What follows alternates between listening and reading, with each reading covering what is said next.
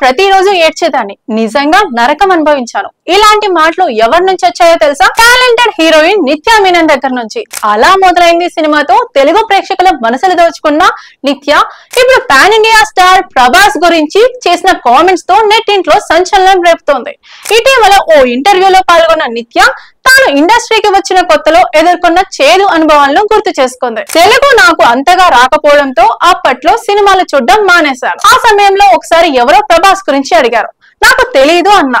అంతే, నాపై విమర్శల వర్షం మొదలైంది. ఎంతగా అంటే నాపై తిట్లు, ట్రోల్ చూశాక నేను ప్రతిరోజు ఏడ్చేదాన్ని. ఆ ఫేజ్ నిజంగా నరకంలా అనిపించింది అని ఎమోషనల్ అయింది. అంతేకాకుండా ఈ అనుభవం వల్ల నేను ఒక విషయాన్ని నేర్చుకున్నాను. మనం ప్రతి చోట నిజాయితీగా ఉండకూడదని, ఏ విషయాన్ని ఎప్పుడు, ఎక్కడ, ఎలా చెప్పాలో తెలుసుకోవాలని అర్థమైంది అంటూ చెప్పుకొచ్చింది. ప్రస్తుతం నిత్య చేసిన ఈ కామెంట్స్ సోషల్ మీడియాలో వైరల్ అవుతున్నాయి. ఇక ప్రభాస్ ఫ్యాన్స్ మాత్రం ఈ మాటలు విన్నాక ఎలా స్పందిస్తారో చూడాలి.